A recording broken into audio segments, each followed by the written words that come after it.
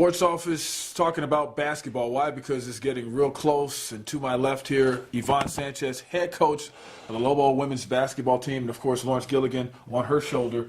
And Coach, being at practice, watching your team just the other day, I could notice that you got some speed out there. You know, we're really pleased. You know, the staff has done a terrific job in recruiting. We're really pleased with the freshmen we have coming in. Just as well as our newcomers and how much stronger they've gotten, how much quicker they've gotten. It's a lot of fun to work with these guys, and you know, hopefully that'll dictate to games, and I think it will. But they're hungry, they're practicing hard. We have a full squad, so I don't rely on the practice guys as much. They're more of a role-minded team now, or the practice guys are more of a role-minded. But they were a team a few years ago, and they were great. They're terrific guys, but. Man, it's fun. It's fun to go on the court every day, and as a staff, we really enjoy it. The defense, I mean, like, I know you guys are planning on doing a couple of things defensively, changing up the as far as being more aggressive. How's that going, and what do you like about it? You know, it's going fairly well. They're not used to it. They're not used to the pressure. They're not used to the denial. But, you know, the staff has done a great job of breakdowns. The staff has done a great job of teaching them, and we've all – you know, the first probably 3 or 4 days, it was like, oh God, are we doing this? Or but we're committed to it. And what we've done in practice, and we're in 2 weeks in now, it's been about an hour and 15.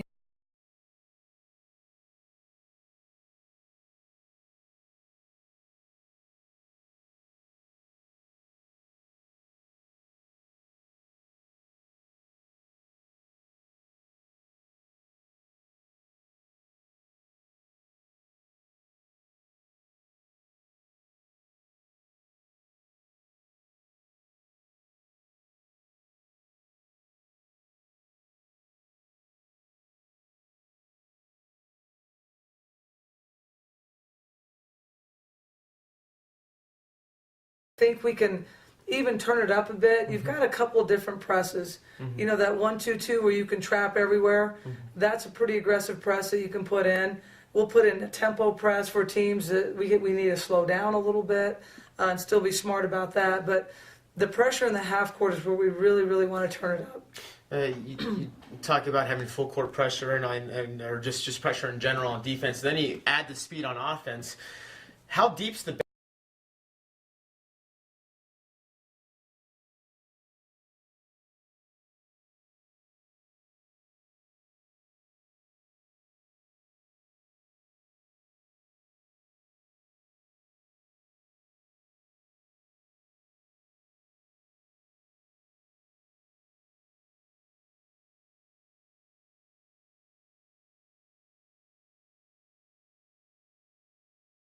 And so everybody seems to be on board. Now, you mentioned a good point. It speeds up everything. So you have to be diligent when you're sped up, not to create turnovers, not to have turnovers on the offensive end, and not to foul. They're really going to call it tight this year. Sure. There's been a big push in women's basketball about the officiating and how physical the NCAA tournament was last year, and the Brittany Griner rule and how she was beat up, and she was. Yeah. But they're going to call it tight, so you have to pressure the ball without fouling. What about your non-conference schedule, the challenges of it, and how tough that's going to be? Again, I'm going to fire the scheduling coach, which I think is Amy Bagan now. Again, I think with this team we can challenge ourselves a little bit. Having Colorado come back here, Arkansas coming here, going to Texas Tech, and then going to play at Stanford. Those are challenges that you want. And it might be a little bit, tough maybe early, but, in terms of the conference, you're not going to play a better team than Stanford.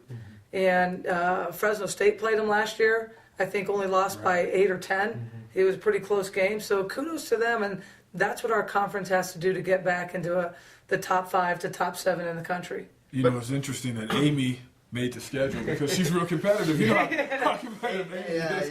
Amy Bagan. But speaking of the conference is not going to be a cakewalk either. Even though everything is up for grabs because I would say that the reason I'm saying that is Beth Burns being gone from San Diego State and how they had kind of made that thing like a little mini powerhouse. They did, and I think our conference is ready to make a run this year. It's been down for a while, and we talked about it as a conference and as a group in our meetings, and we have to get it back up. But Fresno State, in my opinion, is going to be the team to beat. UNLV is going to be awfully good. Wyoming.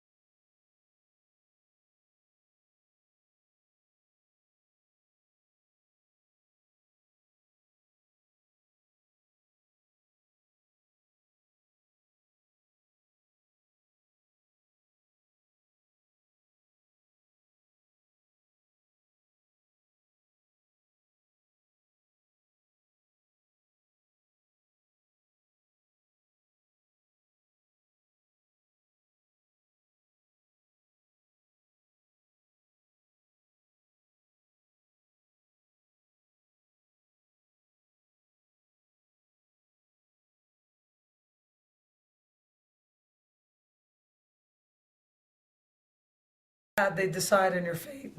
Now it's just not like that anymore.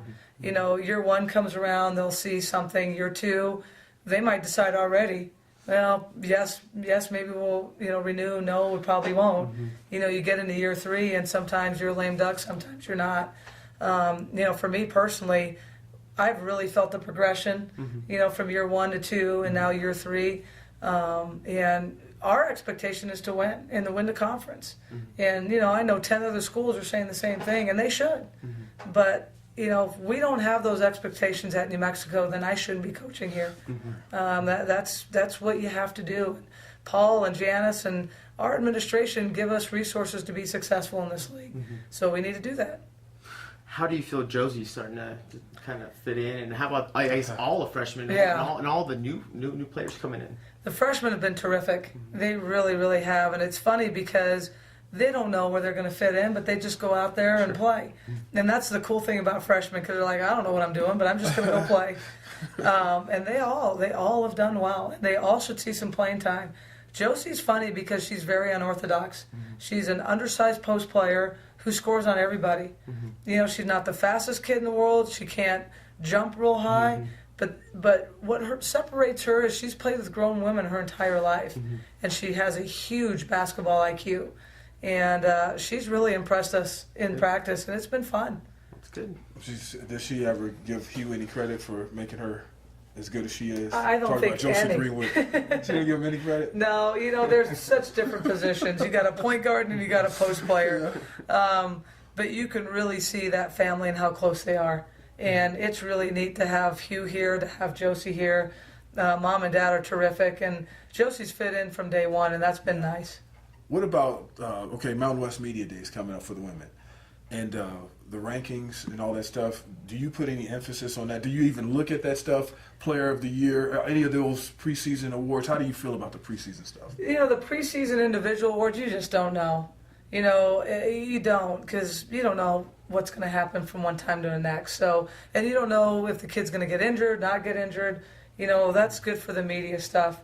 In terms of the team rankings, you'd be a liar if you said you didn't look at that stuff. And you do. And it's not really to add pressure on you. It's just to see where other coaches think, or feel that where you're at. And then you embrace it.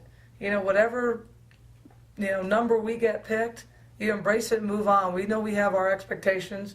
We know exactly what we want to do. But you embrace whatever you're picked, and then you just go play. And you prepare your team to win every game. There are a few different coaches I was talking to at the men's media day. They said that they don't like reading the local media newspaper because you get caught up and wrapped up in what people are writing and not necessarily the stats or anything like that. Yeah.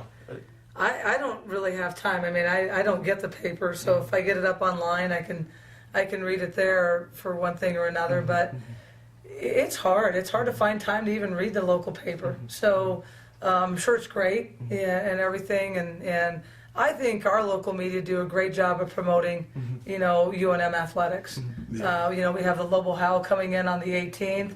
It's on ESPN. That's going to be a lot of fun, and I think it starts. The doors open at 6. Right. It's just hard. I don't think of going to my office every day and reading the local paper. I mean, you go in and you have your notes from practice the day before. You write a practice plan, meet with your staff, and you get your day, and then it's recruiting.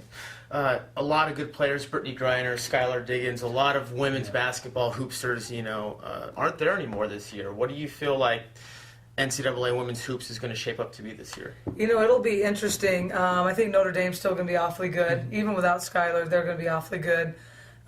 Connecticut is down in numbers because they've got some injured players. But, Connecticut's top 8 are pretty good. Yeah. So, they just can't get injured anymore. Louisville has come on the scene, and they've done a great job. Tennessee without Pat, Holly Warlick's done a great job in winning the SEC last year. You have some newcomers in Baylor, Texas A&M. It's the dynamic has changed a little bit, and new teams are starting to emerge, which is great for women's basketball. Well, like Sarah Hallis, you got somebody like Sarah coming back, and I bet the other teams in the league are saying, like, when is she done? Yeah. Because I know she had the medical red shirt, and then she had the regular red shirt year, but, she's, 6-year senior. Yeah, Sarah's going to graduate with her master's degree, and she's a 6-year senior, and, there's been some kids down the road that have done that, but kudos to the NCAA for looking at this kid and saying, hey, she's had some bad luck, and we're going to give her years of basketball. And, Sarah had the option. She didn't have to play. I mean, she'd already graduated. I asked her what she wanted to do. Some kids are like, I'm done, and it's enough. And Sarah really wanted to play. She's a kid that doesn't quit. She's a leader. She's a captain on our team, and I'm really proud of her. She's going to have a good year. What's it like having her back, obviously, and you have Amy Beggin and you have Jordan Erskine, a lot of former Lobos kind of hanging around the program. That's got to feel pretty good. That's what you do. You reward the kids that helped you. We have Molly McKinnon as our strength coach. We have Jordan Erskine. We have Amy Beggin. It's a good thing, and that's what you do. If they're Lobos, they're Lobos for life. And some of these kids who want to get into coaching and have that part, then you know what? Let me help them. Because, they'll be our video coordinator, our director of basketball operations, and then we'll just go from there. Yeah, so Ebony Walker, you got Ebony Walker finally able to play now, and Diva Vaughn, they're down there in the paint. I mean, you guys got something going on. Bryce Owens back, and just as far as the speed goes, we talked about that earlier. Yeah. And then you have the Twin Towers, so to speak. It is, and we got our freshmen in. We got Bryce Owens at the point. Brooke Alleman will be her backup, and Brooke's a fiery left-handed point guard as well. I mean, she was knocking out threes when I was there. Yeah. And then you got Antisha Brown, who's a 6-man player of the year. And then you have Alex Laparolari, who's going to spell her a little bit at the wing as a freshman, and Alex is going to be very good. In the post, you have Khadijah Shumpert coming back, Diva Vaughn, Ebony Walker. Then you have 6'4" Kiana Keller, who's playing really, really well. Josie Greenwood. Lauren's out, so she'll be able to watch and learn with everybody else. But, our freshmen are really, really doing a nice job. And, I'm trying to think of any ones I missed, but, Marissa Perry, who's a walk-on from Hope High School, has really done well in the practice squad and helping our players get better, as well as Alexa Chavez and Maddie Marida. So, the team is, it's a good cohesive group, and it's like I said, they're fun to coach. They're a lot of fun, but the team speed's better, the athleticism's better, their basketball sense is a little bit better, and they want to learn every day. And the nice thing is that they come in and they have fun, and that's most important for me. Right. Because you have to have fun playing this game. Now the point that Lawrence was making, having former players around like that, and when you guys were talking about that, I was thinking about the tradition and all those things. These former players that are around, they've been in the wars, they've been to the NCAA tournament, they've had great success. So that helps you get your message across, right? That's exactly it. Molly McKinnon's been to 2 NCAA tournaments. One championship, I think, in '98. Amy Baggin's been to 2 NCAA tournaments, 1 championship. Those are the players that come back and say, hey, I've cut the net down, and you guys can too, and this is how we did it. So sometimes players will come to the assistants, sometimes they'll come to the head coach, and you'll see them in Jordan and Amy's office too, talking to them, and I think everybody's sending the same message, and that's the most important. Right. And, it's not Amy and Jordan are saying one thing, assistants are saying another, Molly's saying something else. Everybody's sending the same message, and it's a good thing. Offensively, do you see it being more aggressive, more trying to run and gun, trying to play more transition, or is it going to be more half-court type stuff? We get a chance to go up and down the floor with our speed, so we're going to be a transition team. Now, that being said, if we don't have anything on the transition set, you have to execute on a half-court set, and that's what I've told them. It's not just you're going to jack something up. If you have an open shot, take it. If you have a layup, obviously take it. But if not, we're going to get right into offense. And again, be aggressive in offense. It doesn't have to be you dribble out and set up something. You just get right into it, and that's what we want to do. Yeah, before we get out of here, Lobo House coming up. And, I was talking to Coach Neal yesterday. He wouldn't divulge any of the details. But I know you guys are planning to have some fun. I mean, the women, are you guys doing anything super special too? Or we only have 45 minutes. It's going to be on ESPN, so I don't know if we're going to have time to do our little song and dance we did last year, although that was a lot of fun. Yeah. But, I'd like for the crowd to see the Lobo women's team. We'll do some drills. We'll do some full court stuff, some half court stuff, some shooting drills or contests. And, just let the crowd see what we have, and then the men get a get on. You still got it, Coach? Can you play? No, not at all. She said that quick this morning. I could be in a half court and I'll shoot it every time, but that's about it. All right, Coach Yvonne Sanchez joining us in the sports office, of course, Lawrence Gilligan, always here. Kevin Dermody behind the camera. We'll see you next time.